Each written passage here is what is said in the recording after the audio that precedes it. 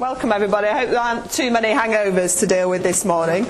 My thesis is called Unpicking the Extravert Ideal in Adland, and it's essentially an exploration of whether a cult of charisma and collaboration is actually impeding the value creation potential of introverts.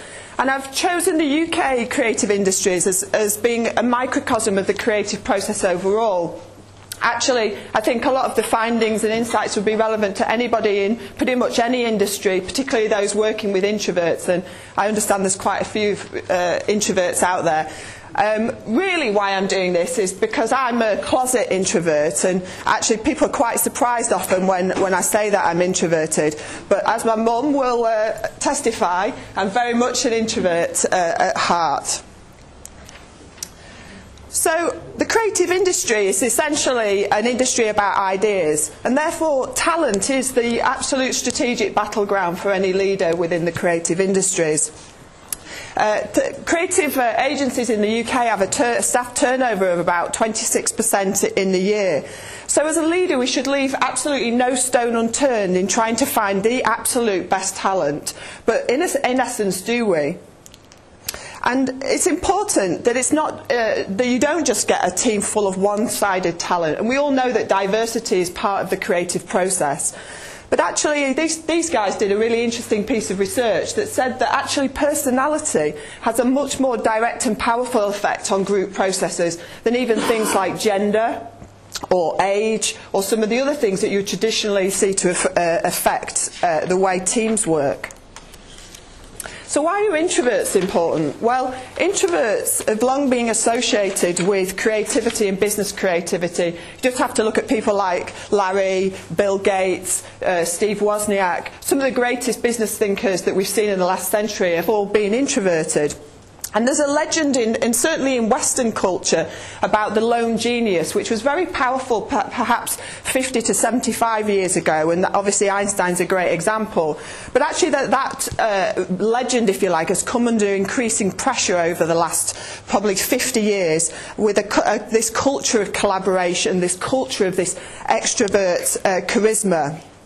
So if there is a link between introversion and creativity, then, and science suggests there is, then we as leaders could be massively missing out if we don't harness that for our agencies, for our creativity within business.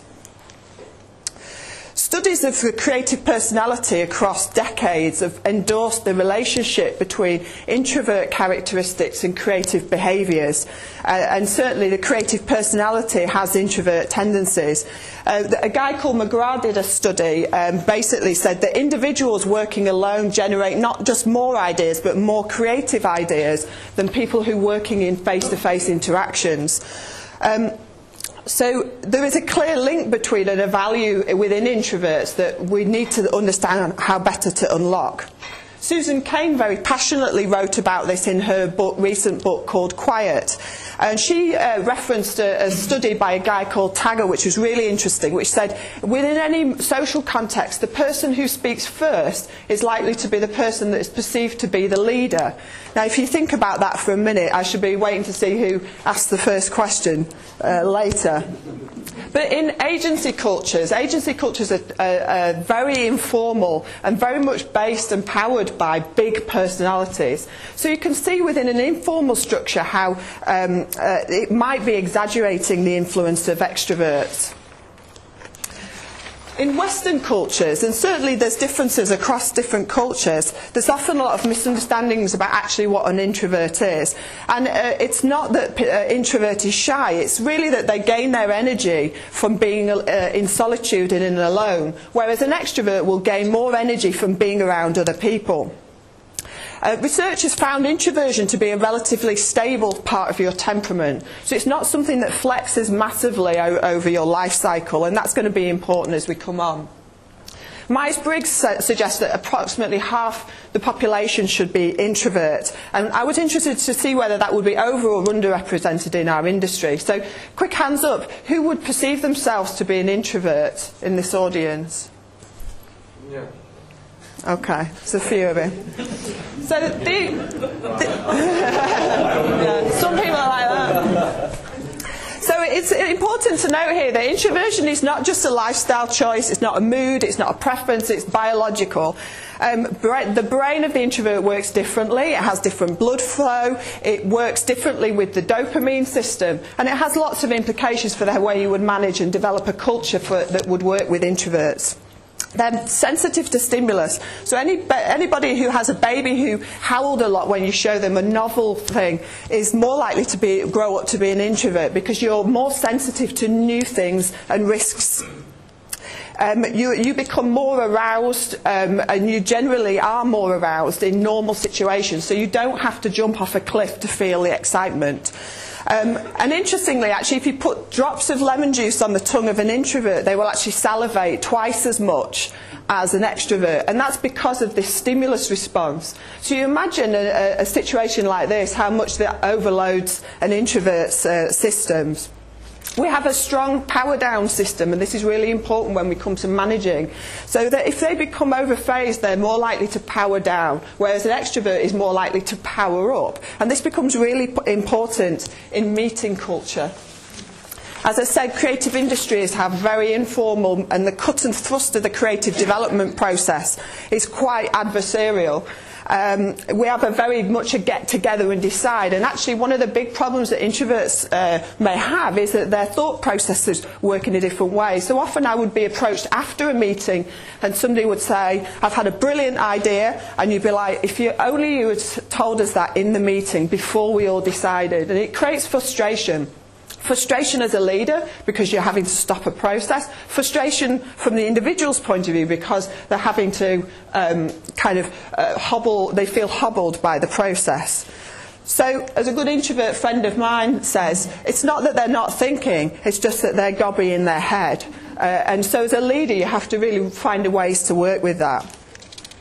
The collaborative culture can be very counterproductive, therefore, and there's lots of research. Lingren did some research that showed that brainstorming actually produced less creative ideas. Also, a guy called Martindale found that most geniuses find their most creative moments when they're in periods of reverie, sort of almost like part concentrating, but very much in a sort of almost semi-dream-like state. And so John found that people, just merely having people around, can provide an arousal increase that can be very distracting. And in fact, Martindale actually hooked up some creative individuals to electric shocks to find out what the relative level of response was. And he found that creative people and introverted people responded far more exaggeratedly to that. So you can see that arousal control, never thought I'd say that in a room full of people, is key to understanding how best to get what you need from your introvert. And if you think about how that applies to the buzzy, open plan, music-laden, creative cultures that we try to create, and this is the picture of Pixar that's trying to create social interactions, how counterproductive that might be. And also consider what that might mean for an introvert in terms of their networking ability. You have an almost pathological fear of small talk. So, I can't guarantee I'm going to want to talk to many people later. But what that means for career is, how do you build connections, effective connections? So I was interested in whether this is all starting to impede the ability of an introvert to work in our industry. But there is one area that introversion may present a real advantage. And that's in leadership. Grant did this study. He was looking at pizza companies and looked at the differences between pizza franchises with an extrovert leader and those with an introvert leader. And what he found was, in franchises where there was a very proactive workforce, the introvert leader was associated with substantially increased profitability and productivity. Where you had a much more passive workforce, an extrovert leader worked better. And so obviously in a creative industry where we have potentially a lot of extrovert personalities, actually introvert leadership has something really powerful to offer. So let's get to the point. I was interested in, are introverts excluded from our industries? Are they impeded by the cultures and processes that we create? How do they adapt, and can they adapt? And how can organisations adapt? There were three kind of key stages to the research I did. First, I looked briefly at cultural signals, so looking at the way the industry is portrayed in television and film and that kind of thing. I looked at recruitment advertising for juniors. You know, what kind of signals are we sending out to the broader industry about the kinds of people and personalities that we think will succeed? And then I also got my daughter involved and spoke to some of her friends to try and understand what perception they would have about what kinds of people. The main chunk of my research was an industry-wide online survey amongst people currently working in the industry. I wanted to look primarily at three things. First, I wanted to profile the industry, find out whether there was more or less introverts and whether they were in leadership positions or not.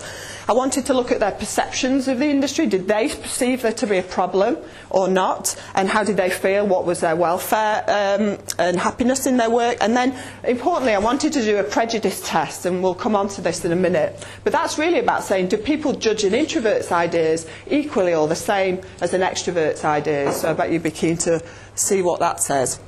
And then I supplemented that with a whole series of leadership interviews and online questionnaire. So let's get into the meat of it, briefly, quickly.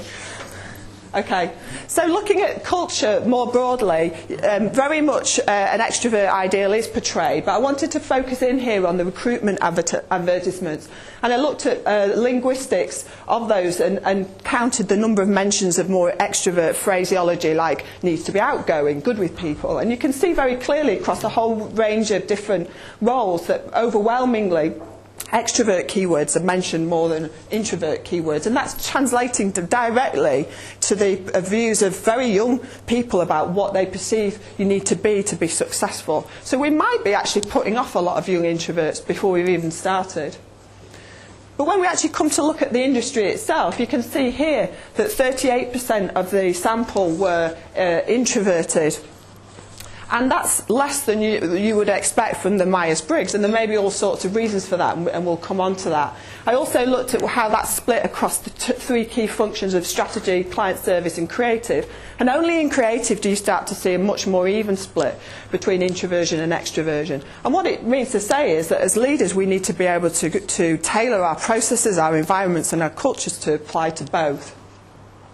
So I asked them what words they would use to describe their culture, for everything from autocratic, individualist, feminine, consultative, and included extroverted. I just want to draw your attention to the red bar. This is extroverted. So not only do people believe our industry and the culture is extroverted, but actually it's what defines our industry in some respects. And this is what introverts said in the survey, and this is what extroverts say. So you say it's pretty even. It's not that introverts are saying, gosh, you know what, we see it more than anybody else. Everybody sees it. Everybody perceives it to be an extrovert culture. I also wanted to hide my purpose, really, and explore what people felt would be interesting, useful and helpful characteristics in order to pursue an effective career, and you'll see those down here. And I've ranked them according to which people felt were extremely helpful, quite helpful, through to jolly well unhelpful. And again, I just want to draw your attention to the words I kind of secretly put in that were to help me understand about introversion. That was reserve and quietness. And you can see pretty much reserve and quietness are deemed to be the most unhelpful traits in forging a successful career. Having said that, remember what we said about your most creative moments are in your most quiet moments, potentially. And actually, I just came straight out and asked people, do you think we experience a disadvantage? I didn't say we. I'm not bitter or anything. 89% of people believe that to be true. So people clearly perceive there to be a problem, or certainly a disadvantage for those who are introverted. And it's relating to the way they view their office and workspaces. So primarily 96% there are working in open plan offices or near to other people. And remember what we said about arousal control and the difficulties in that. And you can see that actually busy, sociable workspaces will work brilliantly for extroverts, but they may actually be counterproductive for introverts. And this is just a quote from one of the surveys where she talks about, I'm surrounded by extroverts in an open plan office who like to have lots of noise surrounding them. And our office is no different. We have music pumping out because we're trying to be cool. And actually most people spend most of their time trying to find a quiet space. Take some of your own medicine, definitely. So I asked people how they would change, what they would change about their environment. I wanted to see whether that would be different for introverts and extroverts. And there are lots of things that people agreed on, like they want it to be more fun and they want it to be less intense. But there were some things where there were differences, and I've pulled out those kind of key differences. I just want to draw your attention to this, more sociable or less sociable, and the difference between introverts and extroverts. And actually, you know, counter to what you might perceive, introverts want it to be more sociable, so they haven't got a problem with that. But actually the key difference comes in when you look at quietness. Actually noise seems to be a much bigger issue for people. And introverts, 73% of introverts wanted their environment to be quieter, and that's different from extroverts. They wanted their environment to be noisier, more busy. So there are ways in which we need to create a more tailored environments and ways of working to allow for some of these differences. And Bob Dylan famously quoted this in one of his interviews. It's about being able to put yourself in that environment where you can completely accept and open all the strange and wonderful things that happen in your mind, and that's very much part of the creative process. I also looked at the way people make, which methods of creative development they felt to be most powerful for them, and asked them to rank. Do you find it more effective working with a partner, in a workshop, and individually? And overall, everybody perceived, a large chunk perceived that working with a partner was the most effective. And in a workshop was kind of in between, a bit more polarising, and working individually the least effective. And I wonder how much of that might be down to the perception that actually we should all be working in teams. It's all about teamwork. And actually I don't know whether that's actually true or not, or whether that's a reflection of some of the problem. But actually if you break that down then by introverts and extroverts, perhaps you might expect a very different picture. And actually you see quite a similar picture overall. Introverts too also want to find it more effective working with partners. But actually in a workshop, they're more likely, as you can see, to judge that to be their least effective methodology. And this is really interesting when you actually look at that 59% of the whole sample claiming that workshop approaches are becoming more and more popular. And as I say, there's so many studies now that actually question the validity as part of the creative development process of workshops. And in our agency, it's something that I do less and less of, and it plays a very different role as a result. So, you know, with all that going on, surely our introverts are sat there kind of holding their head in their hands, fighting this system and surviving no matter what. Not actually. They're, broadly speaking, relatively happy. This is our introverts. So versus the total sample, they're relatively happy. But what you can see is there is a difference in the extreme feeling of happiness. So they're less likely to say that they're very happy. You know, overall, I think that suggests that they're happy. And in fact, a lot of research suggests that introverts are less likely to go, "Way, I'm feeling great." Anyway, so I would say that actually my conclusion from that is, broadly speaking, we're happy. And this is where my theory really kind of goes out the window, because the introverts feel really much more valued relative to extroverts. So this end of the scale is the percentage feeling unvalued to valued. And you can see that introverts actually feel more valued than extroverts. It's because they spend less time thinking about what other people are worried about. But how valued is their thinking? And this is really the crux of this thesis. So I like a good experiment. So I split the sample into two halves. It would be a bit like this. One half of the sample were introduced to lovely Peter, the extrovert, and they were shown this fabulous new idea and asked to evaluate it, whether they thought it would be a really strong idea or a pretty pants idea. The second lot were introduced to lovely Peter, the introvert, and again shown the same idea. And this is the two descriptions, and I had to work quite hard. I didn't want to lead the witnesses in any way, and you can see in green now the areas of the statement that were changed in order to produce an extrovert versus an introvert. So, for example, in this one, he's outwardly confident. In that one, he's quietly confident. So it's not to say that he's not confident, it's just to have a different style about him. And so then I asked people to judge the idea. Oh dear. Introverts. Overall, what you can see is that, you know, whether somebody thought it was a good or a bad idea is pretty similar across the piece. The big difference is in the strength of commitment that people are willing to put behind an introvert's idea. And that would be fine if every single good, okay idea was taken through to the next stage in the creative development process. But anybody who works in our industry knows that it is a cut. You're looking for the absolute best ideas. Only the best ones win. So in this sense, only these ideas at this end of the scale would probably get progressed into the process. And can you imagine how many interesting ideas may be falling on the floor because people are judging an idea, or it's being influenced certainly by the person who's presenting that idea. And there's all sorts of, you know, there may be great ideas that are left on the floor, but equally you could reverse that and say, hang on a minute, everyone thinks that extrovert ideas are brilliant. Well, who's to say that that's not a very average idea?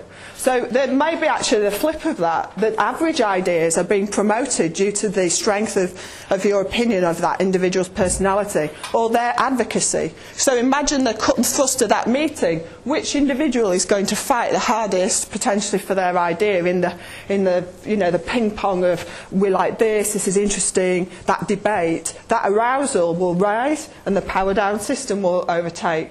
So there's a massive, massive implication for any business dealing with creativity at any level of this, is to really understand the implications for the judgment of ideas. So let's just recap. Culture endorses the extrovert ideal. People feel and introverts are at a disadvantage. They see introversion characteristics as unhelpful. They see that these characteristics might be working against their productivity. But more importantly, their ideas are judged with greater reticence. People hedge their bets. So do they make it to leadership? Actually, they do. And you'll remember that we saw this sort of 38% of the overall sample. But hang on a minute, what happens there then? When you take to senior management, something interesting happens. Introversion or introverts suddenly take a much greater percentage of the overall senior management sample. And there's lots of reasons I looked at for that. One reason might be that extroverts just kind of give up and go home. They don't want to be leaders. Actually, though, my research and the interviews suggest that in a lot of cases, extroverts the feeling is that extroverts are promoted first, above and beyond introverts. So that was interesting.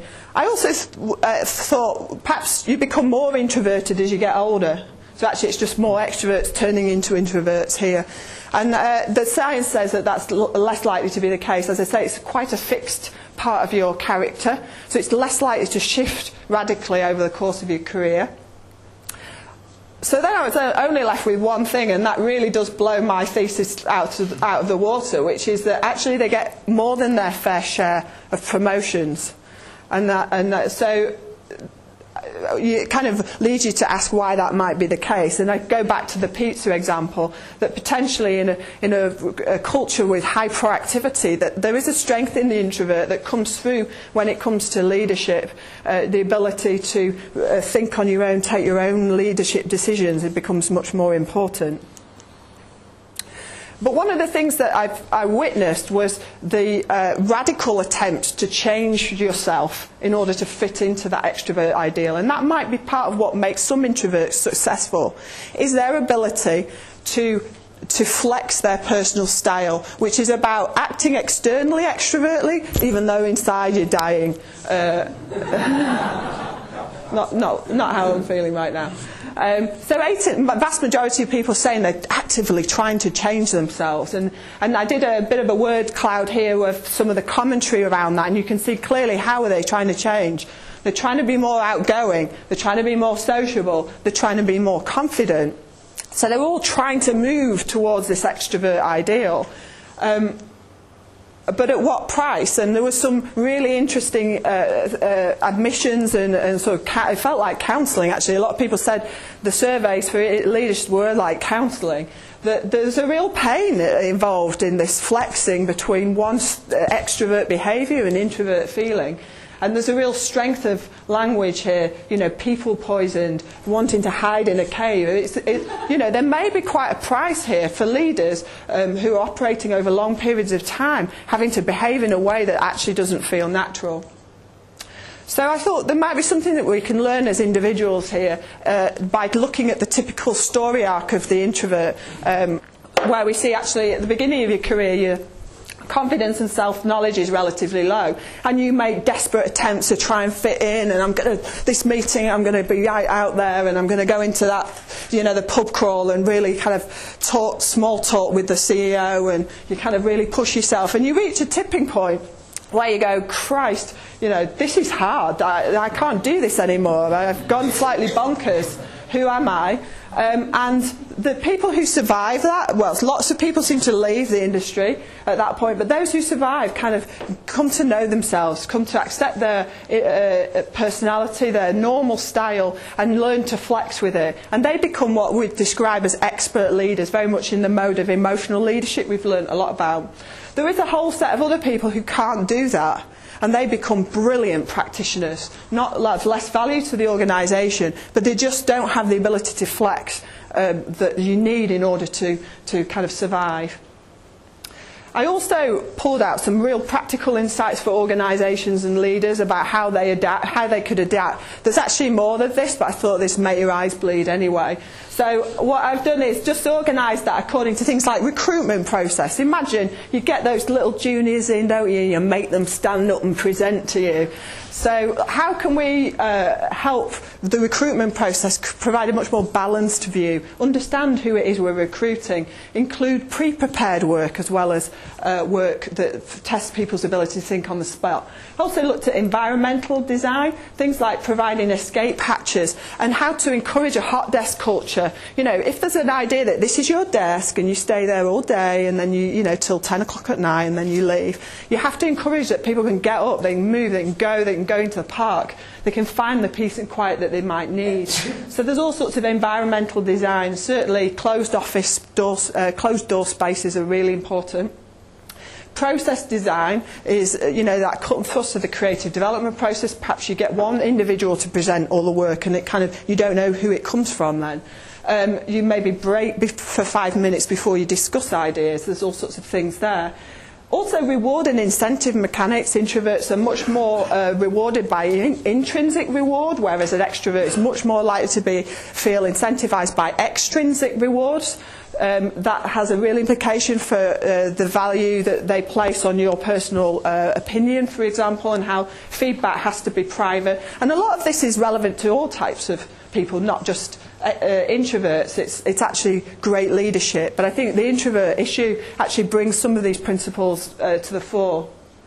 And then things like mentoring and engaging. You know, the whole like who speaks first, leader perhaps speaks last in the meeting. That's something that I see in a lot of other industries, but when you get to the creative agency, it kind of falls out, and the leader comes in and I think this, and all the juniors are like, yeah. Okay, so how do we start to build a culture that's more inclusive and allow certainly for things like observational learning for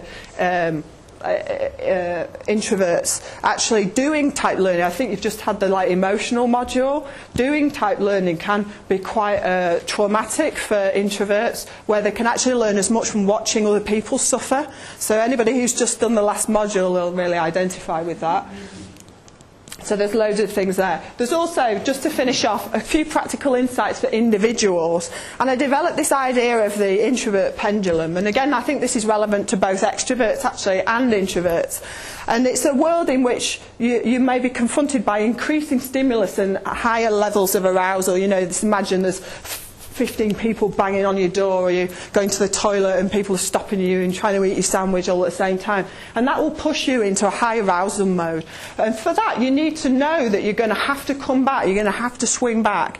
And it's also useful to think that don't avoid that, because there's a lot of situations that you might innately want to avoid, like social situations. You know, I'd much rather run away from them. But actually, as a leader, you have to advance sometimes.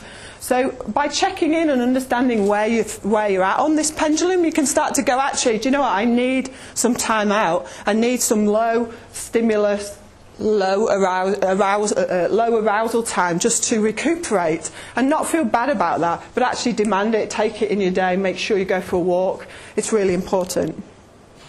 I also developed 7 principles for individuals, which are called the new Introvert Mantra, which I'm not going to go into detail. Anybody who wants to talk to me afterwards can pick it up. But I just wanted to bring your attention to the middle one, which is about embracing your mystery as an introvert. And I was interested in whether, rather than it being perceived as a weakness, that it actually could be perceived or made to be seen as a strength.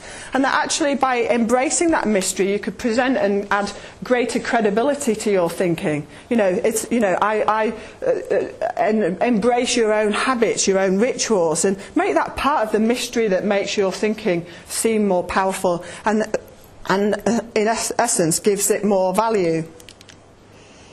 So to sum up, my challenge to you is perhaps you could embrace a little of your own introvert mystery and maybe see how much more value you might capture for yourselves. Thank you.